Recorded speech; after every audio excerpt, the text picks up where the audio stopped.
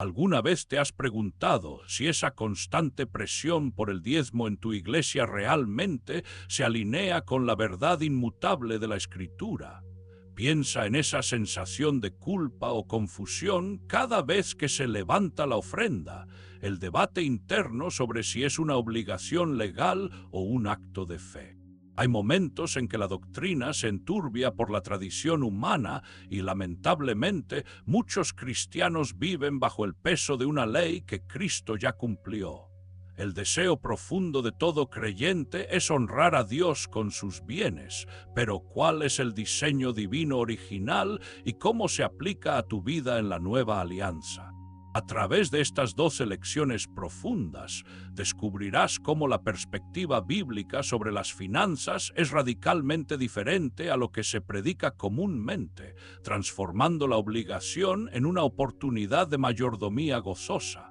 Vamos a revelar los 3 secretos bíblicos del diezmo que tu iglesia no te enseñó y responderemos de manera definitiva si es obligatorio el diezmo para el creyente de hoy. Te prometo que al final de este recorrido, no porque las demandas financieras se vuelvan más fáciles, sino porque tú te volverás más fuerte y más sabio en la verdad de Dios. Antes de empezar, ve a los comentarios y escribe: mi mayordomía es un acto de adoración, no de obligación. Con eso sellas tu decisión de dejar atrás la confusión y abrazar la verdad liberadora de la palabra de Dios. Presta especial atención a la última lección, porque su impacto en tu perspectiva financiera y espiritual te sorprenderá. Pero antes de comenzar, si encuentras valor en estos vídeos, te animo a suscribirte y activar las notificaciones para mantenerte al tanto de las últimas novedades. Comenzamos. La declaración central es que el primer registro del diezmo en la Biblia, el acto de Abraham hacia Melquisedec en Génesis 14, no fue un mandato legal, sino una ofrenda espontánea y voluntaria que precedió a la ley mosaica por más de 400 años, estableciendo un precedente de generosidad que emana de un corazón agradecido por la victoria y la bendición recibidas, y no de un requisito contractual con Dios. El problema humano subyacente a esta lección es la tendencia de la mente a buscar seguridad en las reglas y las fórmulas. La mayoría de las personas, incluyendo muchos creyentes, prefieren un mandamiento claro y cuantificable: debes dar el 10%, porque les alivia la responsabilidad de discernir su propio nivel de generosidad y fe. Temen la libertad, pues la libertad implica una decisión personal de mayordomía y sacrificio que no puede. La solución bíblica y teológica a este problema reside en reconocer que el encuentro de Abraham con Melquisedec, una figura sacerdotal que prefigura a Cristo, según Hebreos 7, es un acto de reverencia y reconocimiento de la soberanía de Dios tras recibir el botín de guerra. Una respuesta de fe y gratitud que no estaba estipulada ni bajo amenaza de castigo, sino que fue un acto totalmente desinteresado, una primicia de su botín que testifica la. Esta ofrenda de Abraham fue una analogía poderosa del principio de primicias y de la mayordomía de todo, pues al darle el diezmo de todo el botín, estaba consagrando la totalidad de su propiedad a Dios, reconociendo que el diezmo es el sello de que el 100% pertenece a Dios, y en mi propio camino de fe he llegado a comprender que la verdadera generosidad no es una línea en un presupuesto, sino una postura del alma, una convicción de que dio. La aplicación práctica que debemos practicar es que antes de hacer cualquier ofrenda, debemos hacernos las siguientes preguntas de introspección. ¿Estoy dando esto por miedo a una maldición o por amor a un redentor? ¿Es mi diezmo un cheque que me exime de la mayordomía del resto de mi dinero, o es la primera de muchas expresiones de que todo le pertenece a Él? La síntesis poderosa es que el diezmo de Abraham nos enseña que la mayordomía de la fe cristiana es un acto de corazón antes que un acto de calendario y, por lo tanto, la generosidad verdadera nace de la gracia recibida, no de la ley temida. La declaración central de esta lección es que el diezmo en el Antiguo Testamento bajo el pacto mosaico era un impuesto civil religioso multifacético, diseñado no solo para sostener a la tribu levítica, que no recibió herencia territorial y el templo, sino también para ser un programa social exhaustivo que incluía un diezmo para fiestas nacionales y un diezmo de beneficencia para los pobres, los extranjeros y las viudas, lo que lo convierte en un sí. El problema humano que encontramos es la simplificación excesiva de los textos sagrados. La mayoría de las iglesias modernas que predican el diezmo obligatorio solo citan Malaquías 3, el diezmo del almacén, e ignoran la complejidad de los múltiples diezmos descritos en el Pentateuco, lo que lleva a una enseñanza incompleta que confunde el diezmo levítico, Números 18, 21-24, el diezmo de la fiesta, Deuteronomio 14, 22. La solución teológica es un análisis hermenéutico honesto que revela que la ley mosaica requería, de hecho, múltiples diezmos que sumaban aproximadamente entre el 20 y el 23% de los ingresos anuales de la nación, lo que refuta categóricamente la simplificación moderna del diezmo único. El diezmo levítico era el principal, destinado al sustento de los sacerdotes y levitas, ya que no tenían tierra propia para labrar, constituyendo su analogía más potente que podemos usar es que el diezmo mosaico no era una ofrenda a la iglesia, sino el impuesto sobre la renta del antiguo Israel, una mezcla compleja de impuesto eclesiástico y programa de seguridad social que estaba indisolublemente ligado a la teocracia territorial de Israel. Y por lo tanto, exigir el diezmo mosaico completo hoy, incluyendo el diezmo para las fiestas que debían consumirse en el templo de Jerusalén, que ya no existe. He llegado a comprender en mi propio camino que esta complejidad nos obliga a movernos de la obligación legal al principio eterno de la generosidad y el cuidado de los demás. La aplicación práctica es la siguiente: en lugar de preguntar ¿cuánto debo dar?, debemos preguntar ¿a quién estoy obligado a sostener, pastores, misioneros? ¿Y a quién estoy llamado a ayudar, pobres, viudas, huérfanos? Y luego determinar con sabiduría y fe el monto que cumpla estas responsabilidades de mayordomía, mucho más amplio que un simple porcentaje. La síntesis poderosa es que el diezmo en la ley fue un sistema teocrático complejo que ya no es obligatorio, pero sus principios de sostener a los ministros y cuidar a los marginados son eternos. La declaración central más sorprendente y liberadora es que Jesús, el Mesías que puso fin a la ley y la cumplió, nunca diezmó, como se entiende en la práctica moderna, ni emitió un solo mandato explícito a sus discípulos para que dieran un diezmo de su dinero, sino que se enfocó exclusivamente en el principio radical de la mayordomía total y el dar sacrificado, refutando así la idea de que el diezmo es una enseñanza central del Nuevo Testamento. El problema humano que enfrentamos aquí es la peligrosa tendencia a insertar el legalismo en la libertad de la gracia. Muchos cristianos y pastores, por hábito o por necesidad financiera institucional,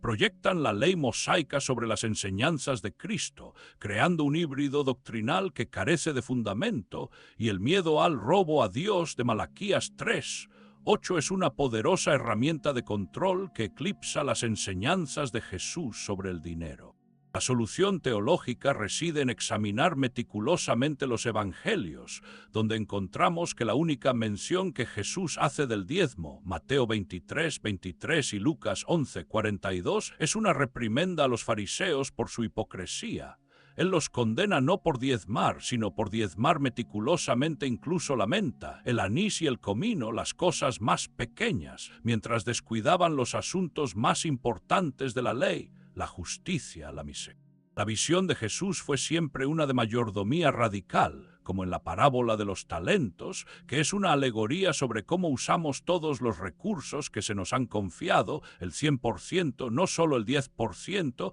y es en este punto donde la enseñanza de Jesús se alinea perfectamente con la sabiduría estoica, ya que Epicteto nos enseñaría que no es lo que posees, sino cómo utilizas lo que posees, lo que importa, y Jesús transforma el quede. En mi propia lucha he comprendido que el silencio de Jesús sobre la obligación del diezmo es, de hecho, una de sus enseñanzas más elocuentes. Al no imponer la ley, nos invita a una mayor responsabilidad bajo la gracia, a ser generosos por amor, no por coacción. La analogía que mejor ilustra este secreto es la de un árbol y su fruto. Los fariseos se enfocaban en la hoja del diezmo, el rito exterior, mientras que Jesús exigía el fruto del corazón transformado, la justicia y la misericordia, y una hoja no puede salvar a un árbol sin fruto. La aplicación práctica es que cada creyente debe reemplazar la pregunta de ¿es bíblico el 10%?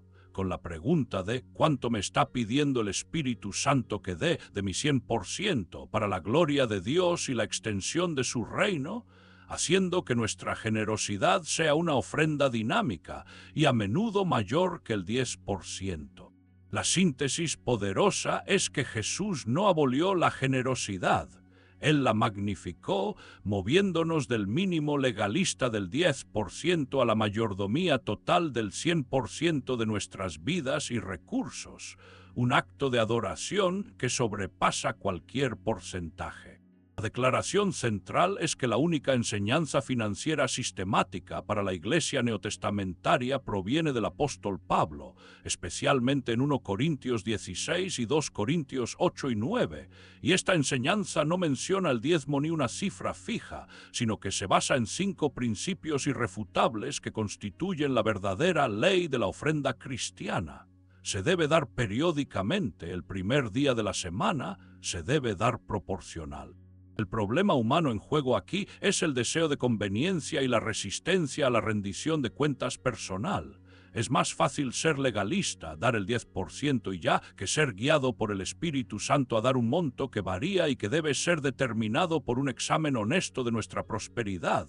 Y la frase clave en 2 Corintios 9, 7. Cada uno dé como propuso en su corazón es el antídoto directo al mandato fijo, pues exige, dice. La solución teológica es abrazar el estándar de la gracia de Corintios, que no es un estándar más bajo que la ley, sino un estándar más alto, porque demanda la pureza de la motivación. Pablo no solo instruye sobre el dar, sino que usa el ejemplo de las iglesias de Macedonia, quienes dieron más allá de sus posibilidades y con gozo indecible, demostrando que la generosidad es una gracia, un regalo de Dios que nos permite participar en el ministerio. El contraste es crucial. El diezmo mosaico fue un mandato para los recursos producidos, ganado, grano, mientras que la ofrenda paulina se basa en la prosperidad, ingresos. Un cambio que refleja el tránsito de una economía agraria a una economía monetaria, pero manteniendo el principio eterno de la primacía de Dios. La analogía que podemos usar es la del termostato frente al termómetro. La ley del diezmo era un termómetro, solo medía una cifra fija, pero la ofrenda de Pablo es un termostato, regula y ajusta la temperatura de la generosidad según la prosperidad y la necesidad, y si tu prosperidad se duplica, el 10% legalista se mantiene igual, pero el principio de Pablo nos llama a que nuestra proporción de dar aumente o se ajuste con la bendición. La aplicación práctica es que cada creyente debe crear un plan de generosidad en oración, decidiendo el porcentaje, que puede ser 5%,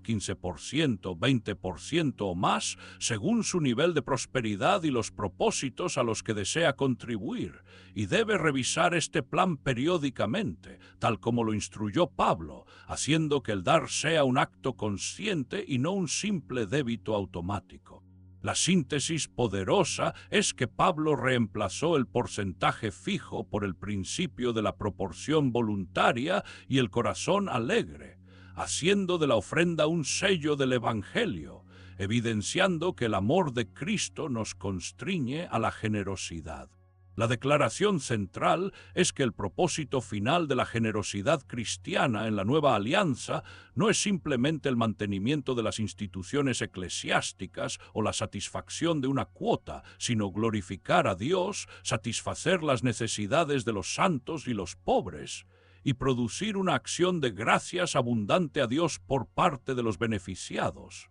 creando un ciclo de gracia que expande el reino y da testimonio del Evangelio. El problema humano que distorsiona esta verdad es la mentalidad de club de membresía. Muchos donantes ven su ofrenda como el pago de una cuota de membresía a la iglesia para asegurar su lugar o el funcionamiento de los servicios, lo que reduce la sublime gracia de dar a un mero acto de consumo religioso. Y esto se debe a que las iglesias, en lugar de predicar el Evangelio y el ciclo de gracia, se enfocan exclusivamente en sus necesidades presupuestarias. La solución teológica está brillantemente encapsulada en 2 Corintios 9:11, donde se nos dice que Dios nos enriquece para toda liberalidad, la cual produce por medio de nosotros acción de gracias a Dios, revelando que la generosidad del creyente es el canal a través del cual la gracia de Dios se derrama sobre los necesitados, y al mismo tiempo es el testimonio que provoca la alabanza de aquellos que son ayudados,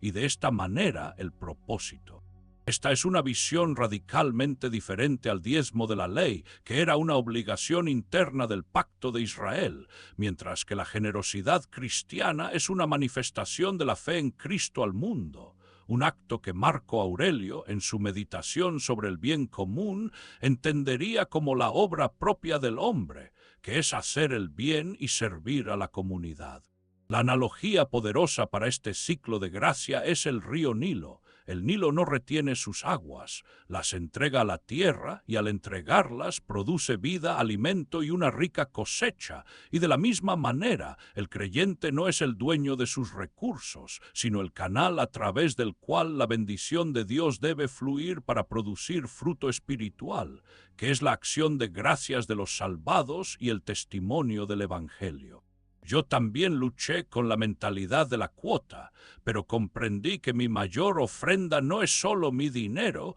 sino el testimonio que mi generosidad produce en el mundo, invitando a otros a glorificar a Dios. La aplicación práctica requiere que el creyente se haga una pregunta crucial de mayordomía. Mis ofrendas están primariamente destinadas a la edificación de la iglesia local, sostener a los ministros y las instalaciones, o a la extensión del reino de Dios, misiones, alivio de la pobreza, evangelismo. El balance entre estos dos es el sello de una mayordomía madura y bíblica. La síntesis poderosa es que la generosidad cristiana tiene un propósito divino y trascendente: proveer para los santos, glorificar a Dios y provocar la alabanza, transformando una simple transacción financiera en un acto poderoso de testimonio del Evangelio. La declaración central es que la advertencia de maldición en Malaquías 3:8-10,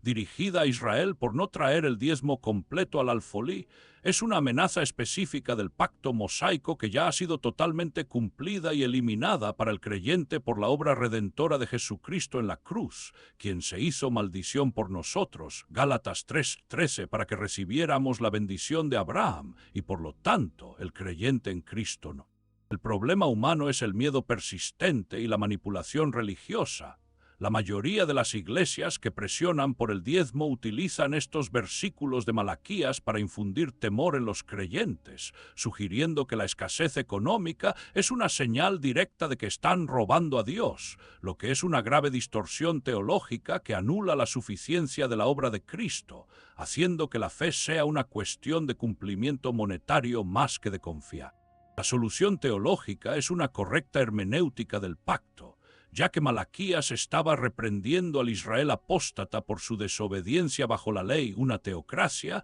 y por defraudar a los levitas que dependían de ese diezmo para vivir, lo que obligaba a los levitas a abandonar el templo para labrar sus propias tierras y sobrevivir, lo que a su vez paralizaba el ministerio sacerdotal, y por lo tanto la maldición estaba vinculada al sistema teocrático. La analogía es la de un contrato antiguo que ha sido reemplazado por un testamento. El pacto mosaico era el contrato con sus cláusulas de castigo, la maldición de Malaquías. El nuevo pacto en la sangre de Cristo es el testamento de bendición, donde la herencia, la justificación y la bendición espiritual es recibida por fe y no por obras financieras o de otro tipo, y esta comprensión es vital para la paz del creyente. Yo también, en un tiempo, temblaba ante la idea de que mi prosperidad dependía de un porcentaje exacto. pero he llegado a comprender que la bendición de Dios es incondicional en Cristo y que mi generosidad es una respuesta a esa bendición, no la condición para ella. La aplicación práctica es la siguiente. Si un líder religioso utiliza Malaquías 3 para amenazarte con una maldición financiera, debes responder con la verdad de Gálatas 13:13. Cristo me redimió de la maldición y mi dar ya no es un acto de evitación del castigo, sino una expresión de gratitud por la gracia, lo que te libera del miedo para siempre. La síntesis poderosa es que la maldición de Malaquías no tiene jurisdicción sobre el creyente en Cristo. Somos liberados del terror de la ley para vivir en la libertad y la bendición de la gracia, haciendo que nuestra generosidad sea una manifestación de esa libertad, no una obligación legal. La declaración central es que la enseñanza radical y transformadora del Nuevo Testamento es la doctrina del 100%, la comprensión de que, en Cristo, el creyente es el administrador, no el dueño, de absolutamente todos sus recursos, tiempo, talento y tesoro, y que la cuestión no es que 10% le pertenece a Dios, sino cómo administramos el 100% que ya le pertenece a Él, un cambio de paradigma que transforma la obligación de. El problema humano aquí es la dualidad artificial. La mayoría de las personas tienden a compartimentar su vida, asignando una pequeña porción a Dios, el 10%, y reservando el 90% para su propia discreción, lo que crea una mentalidad secular en el 90% de sus finanzas, justificando el gasto imprudente, la deuda o la avaricia con la excusa de que ya cumplí con mi parte, y esta mentalidad es el enemigo de la santidad. Solución teológica está en la enseñanza de Jesús de que donde esté vuestro tesoro, allí estará también vuestro corazón, Mateo 6:21, y en la exhortación de Romanos 12,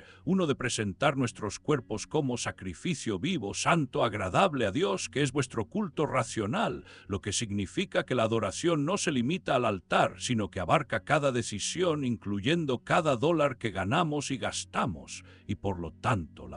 Esta visión es profundamente paralela al estoicismo, ya que Epicteto nos enseñaría que el hombre no está perturbado por las cosas, sino por la visión que tiene de ellas, y el cristiano es liberado de la preocupación por las cosas cuando ve su vida no como posesión, sino como un encargo divino, transformando la ansiedad por la pérdida en la gratitud por la oportunidad de administrar, y el principio de la mayordomía del 100% se asemeja. La analogía que podemos usar es la del mayordomo del rey. El mayordomo no se pregunta cuánto de la propiedad del rey le pertenece, sino cómo puede administrar todo, la casa, los sirvientes, el dinero, las tierras, de la manera más fiel y eficiente para la gloria del rey. Y de la misma manera, el creyente debe ver su vida financiera no como su dominio personal, sino como el encargo sagrado del Rey de Reyes. He llegado a comprender que la verdadera piedad se ve no solo en el momento de la ofrenda, sino en la ausencia de deuda innecesaria, en el uso sabio de las tarjetas de crédito, en la planificación de la jubilación y en la diligencia en el trabajo, porque todo es una extensión de la mayordomía del 100%. La aplicación práctica es la siguiente. El creyente debe someter su presupuesto mensual, el 100% a la oración, decidiendo en cada partida, alquiler, comida, ocio, ahorro, si está reflejando la sabiduría y los valores del reino de Dios. Y este ejercicio de mayordomía radical es mucho más desafiante que un simple cheque del 10%. La síntesis poderosa es que la mayordomía cristiana exige el 100% de nuestras vidas y recursos, un llamado que nos libera del legalismo del diezmo para abrazar la gloriosa responsabilidad de administrar todo para la gloria de Dios. La declaración central es que, según el apóstol Pablo, la generosidad en el creyente del nuevo pacto no es una ley a obedecer, sino una gracia, 2 Corintios 8:1, concedida por Dios y un fruto ineludible de la verdadera conversión, que se evidencia cuando el creyente, incluso en profunda pobreza, pide el privilegio de participar en el dar a los santos, demostrando que su corazón ha sido transformado para priorizar las necesidades de otro. El problema humano aquí es la mezquindad y la autocompasión financiera. La mayoría de las personas asocian el dar con el excedente, solo dar lo que sobra después de cubrir todas las necesidades y deseos, lo que hace que la generosidad sea una actividad secundaria y en tiempos de dificultad, la primera partida que se recorta es la ofrenda, lo que revela que la persona no ve el dar como una prioridad espiritual, sino como un gasto opcional. La solución teológica la encontramos en el asombroso ejemplo de las iglesias de Macedonia, quienes, a pesar de estar siendo probadas por la aflicción y la extrema pobreza, su desbordante alegría resultó en una riqueza de su generosidad y rogaron con mucha insistencia que Pablo les concediera el privilegio de participar en la ofrenda para los pobres de Jerusalén, y este es el paradigma de la generosidad del nuevo pacto, dar por impulso de la gracia. Esta generosidad en la pobreza se alinea con la filosofía estoica de la autosuficiencia interior. Epicteto nos enseñaría que la verdadera riqueza es el carácter, y el creyente macedonio demuestra que su riqueza no estaba en sus posesiones, que eran escasas, sino en su espíritu, una postura que no puede ser robada por la aflicción, y su acto de dar sacrificado es un ejercicio práctico de la virtud de la justicia estoica, entendida como el vivir en común. La analogía es la del fuego y la ceniza. El diezmo puede ser como la ceniza, el residuo de una ley pasada, mientras que la generosidad macedonia es como el fuego, una pasión ardiente y transformadora que no puede ser contenida por la circunstancia económica. Yo mismo he presenciado cómo la mayor generosidad a menudo viene de aquellos que tienen menos, y esto me ha enseñado que la ofrenda de la viuda pobre, Marcos 12, 41-44, que dio todo lo que tenía, es el verdadero modelo de la generosidad cristiana, y es una lección de humildad para todos. La aplicación práctica es que el creyente debe hacer un inventario de su actitud hacia la generosidad. Doy solo cuando me siento obligado o cuando veo la necesidad. O busco activamente oportunidades para dar, incluso si eso me cuesta un sacrificio. El dador debe orar pidiendo que Dios le conceda la gracia de la generosidad. La síntesis poderosa es que la generosidad en el nuevo pacto es una gracia divina, una prueba de que la persona ha sido transformada por el Evangelio, y su marca no es un porcentaje, sino un corazón desbordante de amor, incluso en la escasez. La declaración central es que la enseñanza más importante de Jesús sobre las finanzas es la renuncia voluntaria al tesoro terrenal y la acumulación estratégica de tesoros en el cielo, Mateo 6, 19-21, lo que significa que la generosidad no es una pérdida financiera, sino una inversión segura en la eternidad, donde la moneda de cambio es el carácter y las buenas obras hechas en el nombre de Cristo. El problema humano es la miopía existencial. La gente común vive con una mentalidad de escasez y una visión a corto plazo, valorando lo que pueden ver, tocar y disfrutar hoy, lo que les lleva a acumular riquezas en la tierra, que son inherentemente corruptibles, polilla y herrumbre, lo que demuestra una falta de fe en la realidad del reino de Dios y la eternidad. Y esta miopía es la raíz de la avaricia, la ansiedad y el miedo a la pobreza. La solución teológica es la visión celestial del reino de Dios, que nos recuerda que nuestras vidas no terminan con la muerte, y por lo tanto, la verdadera sabiduría consiste en utilizar nuestros recursos finitos para un propósito infinito, y es por esto que Jesús nos exhorta a no guardar tesoros donde pueden ser robados o arruinados, sino a invertir en obras de justicia, generosidad y evangelismo, que son los únicos bienes que nos acompañarán a la Este concepto de inversión eterna se asemeja al concepto estoico del valor intrínseco de la virtud.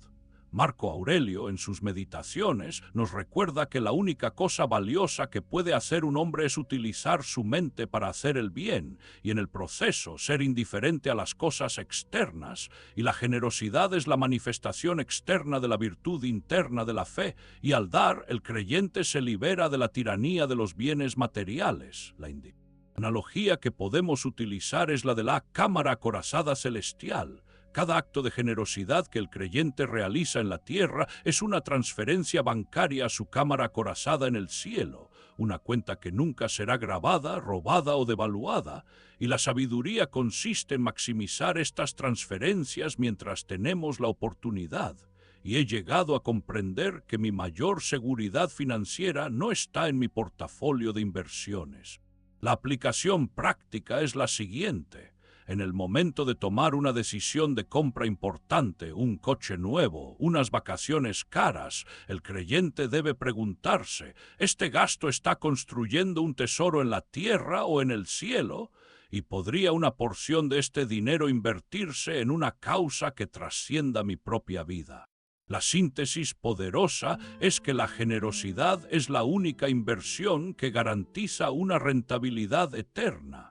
lo que nos libera del apego a las riquezas terrenales y nos enfoca en el valor duradero de las cosas que no se pueden comprar con dinero. La declaración central es que la ofrenda financiera, junto con el compartir nuestros bienes, es un sacrificio espiritual de la nueva alianza, un acto de adoración y culto aceptable a Dios que ha reemplazado los sacrificios de animales de la ley, y el escritor de Hebreos nos exhorta a no olvidarnos de hacer el bien y de la ayuda mutua, porque tales sacrificios le agradan a Dios, lo que coloca la generosidad en el mismo nivel que la alabanza de nuestro. El problema humano es que separamos lo espiritual de lo material. La gente común piensa que la adoración se limita a cantar, orar y leer la Biblia, mientras que el manejo del dinero se considera un asunto puramente secular, y esta dicotomía es la responsable de la falta de integridad en las finanzas de muchos creyentes,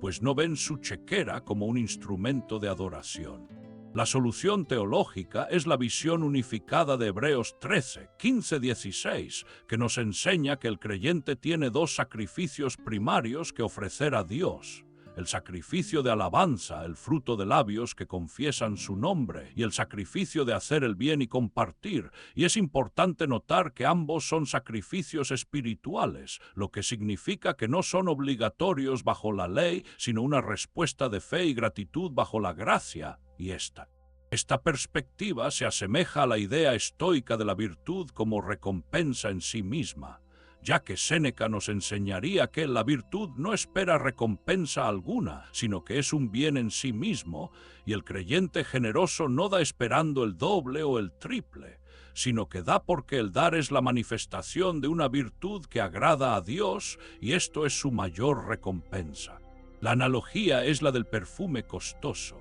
Cuando una persona rompe un perfume costoso y lo derrama en adoración, la ofrenda no solo es valiosa por su precio, sino por el corazón que la entrega, que no escatima en honrar a la persona amada. Y de la misma manera, nuestra ofrenda es un olor grato a Dios no por la cantidad, sino por el sacrificio del corazón que se desprende de sus bienes para honrarlo a Él. En mi propia vida he descubierto que cuando veo mi ofrenda como un sacrificio de alabanza, ya no me duele el desprendimiento, sino que me gozo en la oportunidad de adorar a Dios con mis recursos, haciendo que el acto de dar sea una extensión de mi oración. La aplicación práctica es la siguiente. Antes de entregar tu ofrenda, el creyente debe dedicar un momento para orar, ofreciendo ese dinero a Dios como un sacrificio de alabanza, pidiendo que su reino sea extendido y que su nombre sea glorificado a través de ese acto. La síntesis poderosa es que la generosidad es el sacrificio de la nueva alianza que agrada a Dios, transformando un acto financiero en una poderosa expresión de adoración y culto espiritual, uniendo nuestra fe a nuestras finanzas. La declaración central es que el uso apostólico de los fondos, según el modelo del Nuevo Testamento, se centra inequívocamente en tres propósitos primarios: el sostenimiento de las misiones y la expansión del Evangelio, la provisión de las necesidades de los pobres y los santos necesitados, especialmente las viudas, y el apoyo económico a aquellos que dedican su vida a la enseñanza de la palabra, pastores, evangelistas y maestros, y cualquier iglesia. El problema humano aquí es la apropiación indebida de fondos. La mayoría de los debates financieros de las iglesias giran en torno a los gastos institucionales, edificios, salarios administrativos, programas internos, a menudo a expensas de la misión y el alivio de la pobreza. Y esta desviación distorsiona el corazón del Evangelio, que es la expansión del reino y el cuidado de los vulnerables, haciendo que la Iglesia se convierta en una entidad central. La solución teológica es el ejemplo claro de la Iglesia primitiva en Hechos y en las epístolas de Pablo, donde la Iglesia de Jerusalén vendía sus posesiones para asegurar que no hubiera entre ellos ningún necesitado, Hechos 4:34, donde Pablo organizó grandes colectas entre las iglesias gentiles para ayudar a los pobres en Jerusalén. El alivio de la pobreza es un tema constante, y donde establece el principio de que el obrero es. Esta trinidad de propósitos, misión, pobreza, ministros, es la guía del Espíritu Santo para las finanzas de la Iglesia y se alinea con la visión de la justicia estoica, que Marco Aurelio concebiría como el servicio a la comunidad y la beneficencia, que es el uso más excelente de la razón, y los apóstoles demostraron que la razón de la Iglesia debe ser el amor práctico y la expansión del conocimiento de la verdad. La analogía es la de un cuerpo con un corazón. La Iglesia es el cuerpo, y el corazón financiero debe bombear la vida de los recursos a las arterias de la misión y el cuidado de los más débiles. Y si el corazón solo se enfoca en nutrirse a sí mismo, el cuerpo se enferma y se atrofia, perdiendo su propósito. Y he llegado a comprender que una iglesia saludable es aquella cuyo presupuesto refleja su pasión por la misión y la misericordia. La aplicación práctica es la siguiente. El creyente tiene la responsabilidad de preguntar a su liderazgo eclesiástico, con humildad y respeto, por la distribución de los fondos. ¿Qué porcentaje va a la misión fuera de los muros de la iglesia? ¿Cuánto se utiliza para aliviar la pobreza en la comunidad?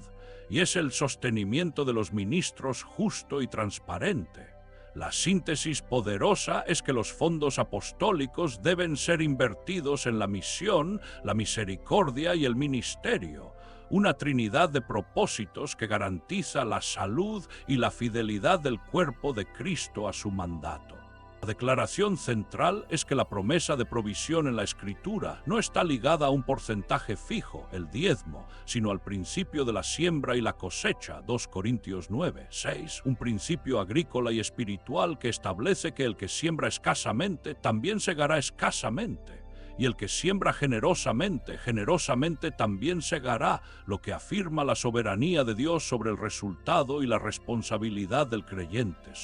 El problema humano es la mentalidad de dar para recibir de forma mágica. Muchos creyentes, bajo la falsa enseñanza de la siembra y la cosecha financiera, dan con el único propósito de multiplicar sus finanzas, la codicia disfrazada de fe, lo que convierte el acto de la generosidad en un soborno a Dios para obtener una ganancia personal, y esta actitud anula el corazón de la ofrenda cristiana, que es dar sin esperar nada a cambio. La solución teológica reside en la correcta comprensión de 2 Corintios 9:6-10, donde Pablo no solo habla de la cantidad de la siembra, sino de la intención del dador, no con tristeza ni por necesidad, porque Dios ama al dador alegre, y la promesa de Dios es enriquecernos para toda liberalidad, 9:11, lo que significa que el propósito de la cosecha abundante es capacitar al creyente para que sea aún más generoso, creando el ciclo. Esta visión de la siembra se alinea con el principio estoico del destino y la causa y efecto. Séneca nos enseñaría que no controlamos el resultado, la cosecha, sino que somos totalmente responsables de nuestra acción, la siembra, y la sabiduría consiste en sembrar con diligencia y virtud, dejando el resultado en manos de la providencia, y el creyente hace esto al sembrar con alegría, confiando en la soberanía del Dios que da la semilla al sembrador. La analogía es la de un campesino que siembra. El campesino no siembra el 10% de su semilla, sino la cantidad que le parezca más prudente, pero el resultado, el clima, la tierra, la plaga, está fuera de su control, y lo que sí controla es su diligencia y la calidad de su siembra. Y de la misma manera, el creyente es responsable de sembrar generosamente con alegría, dejando el resultado de su prosperidad en las manos soberanas de Dios. En mi propia vida he aprendido a sembrar no para la ganancia, sino para la gloria, y esto me ha liberado de la ansiedad por la escasez, pues mi fe está en el sembrador, no en la cantidad de la siembra. La aplicación práctica es que el creyente debe examinar su corazón antes de dar. Si estás dando con la expectativa de que Dios te devolverá 3 veces la cantidad, detente y pide perdón, porque estás sembrando con codicia. Si estás dando con alegría, confiando en que Dios suplirá tu necesidad y te capacitará para toda buena obra, entonces estás sembrando correctamente. La síntesis poderosa es que la provisión de Dios está ligada a la ley espiritual de la siembra generosa, que es un acto de fe y alegría, no una fórmula mágica del 10%, que glorifica a Dios al confiar plenamente en su soberanía. La declaración central es que la libertad del creyente en el nuevo pacto no niega la necesidad de transparencia y rendición de cuentas absoluta por parte de la institución eclesiástica que recibe las ofrendas. Y el modelo apostólico, 2 Corintios 8, 16, 24, exige que los líderes, para evitar toda sospecha, utilicen métodos transparentes, incluyendo la participación de hombres de confianza elegidos por las iglesias para supervisar. El problema humano aquí es el poder y la corrupción.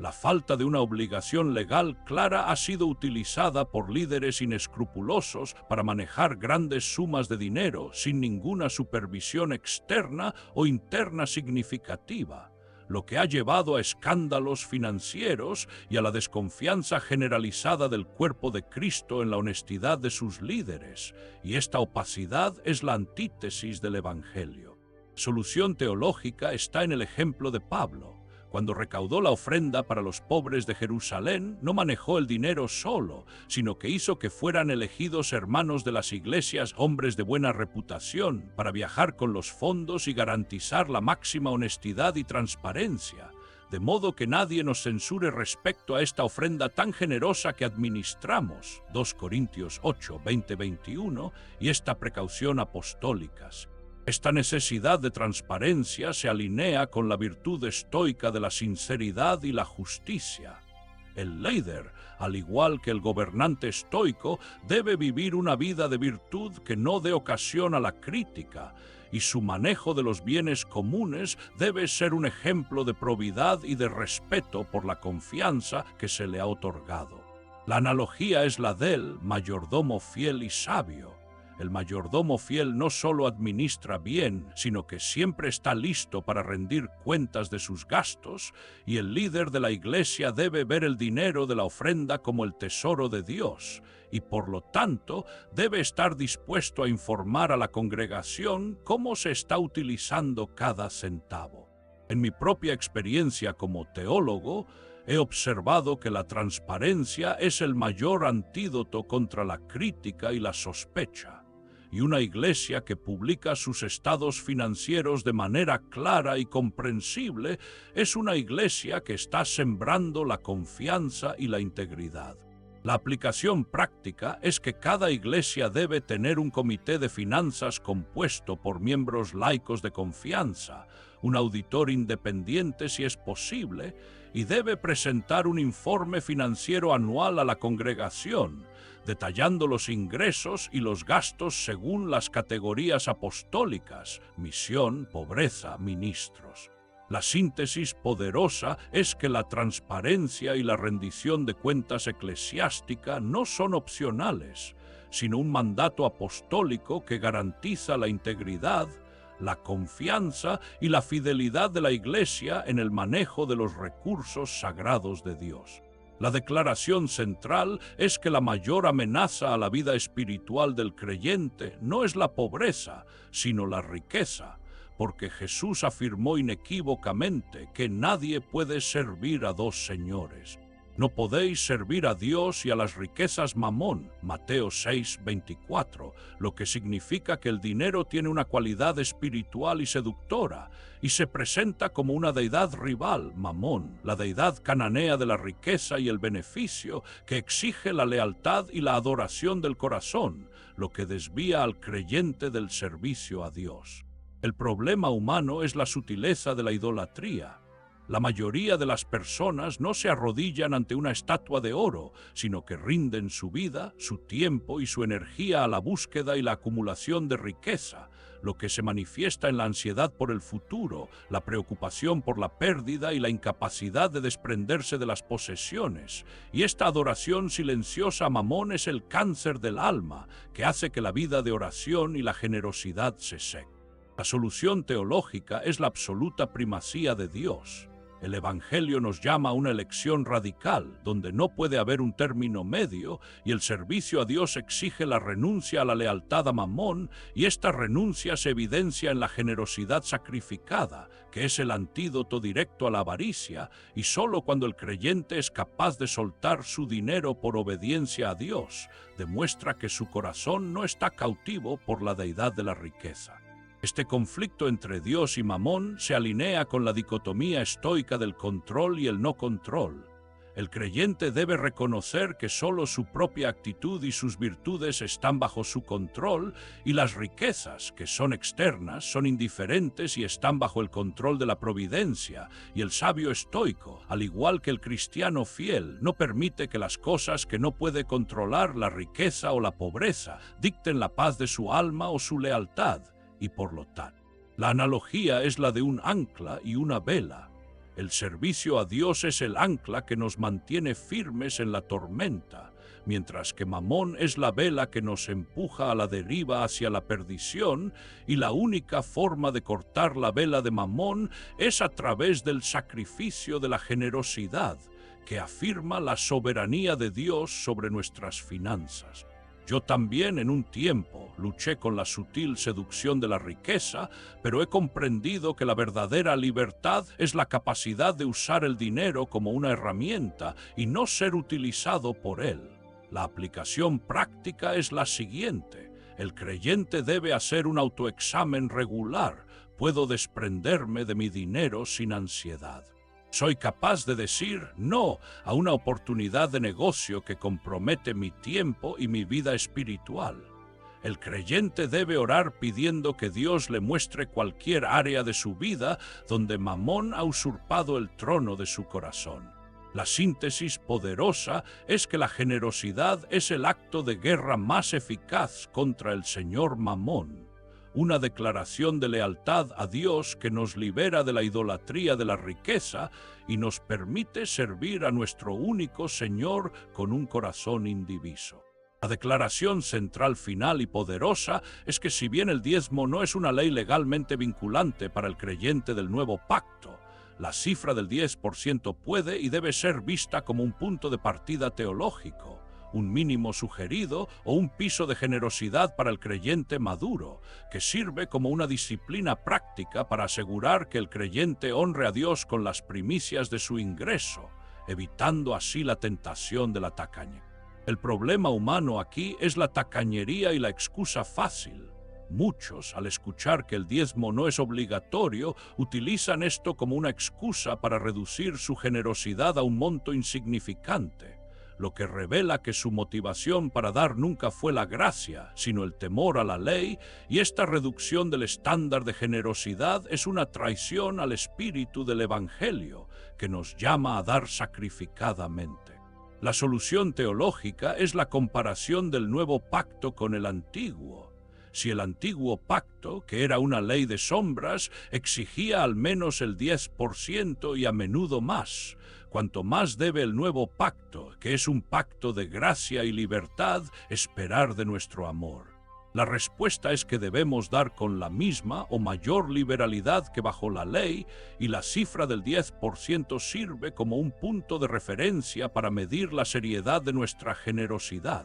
Si el 10% era el estándar de la obligación, entonces nuestro estándar de la gracia debe ser de al menos ese nivel, o más, ya que se nos ha dado una salvación inestimable. Esta visión se alinea con la filosofía estoica del progreso, procopte. El estoico busca el progreso continuo en la virtud, nunca se conforma con el mínimo, y de la misma manera, el creyente debe ver la generosidad como una virtud que debe progresar, viendo el 10% no como la meta, sino como el primer paso en un camino de generosidad radical, superando continuamente su nivel anterior de dar. La analogía es la de un atleta y un récord mundial. El atleta no se conforma con solo calificar para la carrera el 10%, sino que siempre busca romper su propio récord y el récord mundial, y el creyente en la generosidad debe aspirar a romper su propio récord,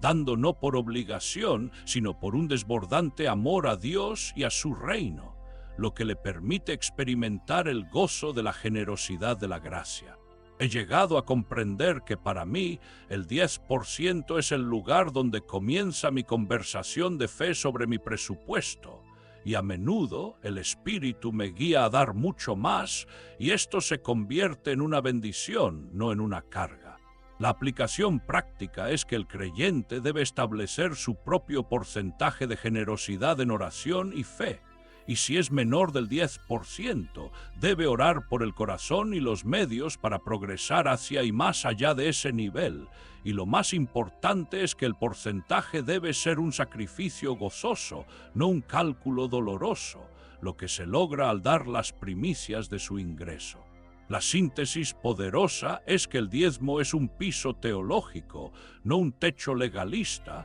que nos desafía a progresar continuamente en la gracia de la generosidad, haciendo de nuestro dar una expresión de amor que excede el mero cumplimiento de la ley.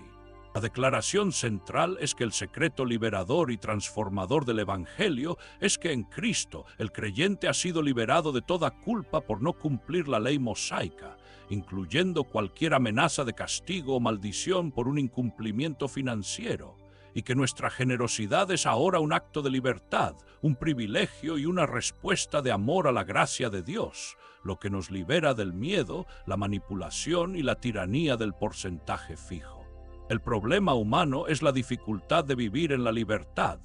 Después de años de condicionamiento legalista, muchos cristianos tienen una profunda necesidad de ganarse el favor de Dios con sus acciones, y esta mentalidad de obras se manifiesta en la culpa financiera, el pensamiento de que su bendición o su salvación depende de su cumplimiento con el diezmo, y esta culpa es el enemigo de la adoración genuina. La solución teológica es la suficiencia de la obra de Cristo. El creyente debe abrazar la verdad de que Cristo es el fin de la ley para justicia a todo aquel que cree, Romanos 10:4, y que la justificación es por fe y no por obras, y por lo tanto ningún porcentaje, ninguna ofrenda y ninguna cantidad de dinero puede añadir o restar a la salvación que hemos recibido por gracia, lo que nos libera de la culpa y el miedo. Nuestra generosidad es ahora. Esta libertad de la culpa se alinea con la meta final del estoicismo, que es la ataraxia, la imperturbabilidad del alma, y la eutimia, el buen estado del alma, el gozo.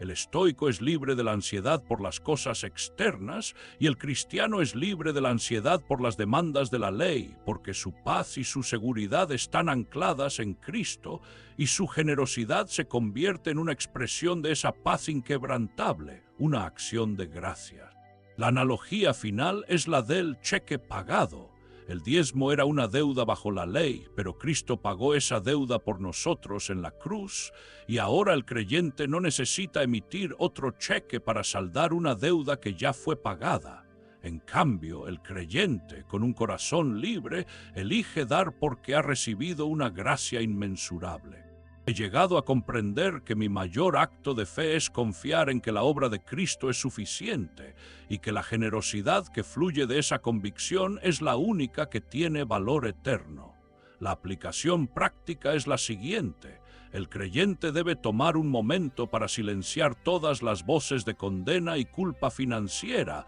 y confesar: soy salvo por gracia, no por mi diezmo. Mi dar es un acto de adoración libre, no una obligación legal. Gracias, Jesús, por liberarme de la maldición de la ley. La síntesis poderosa es que la generosidad cristiana fluye de la libertad de la gracia y no de la coerción de la ley, lo que transforma el acto de dar en una expresión de adoración gozosa, poniendo fin a la culpa financiera para siempre. Hemos recorrido un camino profundo y revelador, desmantelando la confusión legalista y redescubriendo el diseño glorioso de Dios para nuestras finanzas. Hemos visto que el diezmo de Abraham fue un acto de gracia, el diezmo mosaico fue un sistema tributario de una teocracia, y que Jesús y Pablo nos liberaron de esa ley para elevarnos a la mayordomía radical del 100%. Los tres secretos bíblicos son claros. Jesús no diezmó ni lo enseñó, la ofrenda es proporcional y alegre, no fija, y su propósito es glorificar a Dios y ayudar a los pobres, no solo sostener la institución. La respuesta a si es obligatorio el diezmo es un rotundo. No es una obligación legal, sino un punto de partida para una generosidad de la gracia que debe exceder el 10%. Si has llegado hasta aquí, escribe en los comentarios: mi corazón es libre de mamón, para sellar tu compromiso con la mayordomía de la gracia. Te invito a suscribirte, activar las notificaciones y comentar para que YouTube reconozca que estos vídeos son útiles para personas como tú. Esto nos motiva a seguir creando contenido similar en el futuro. Te sugiero revisar los 2 últimos vídeos que te recomendamos. Agradezco sinceramente tu tiempo y apoyo. Nos vemos en nuestra próxima aventura.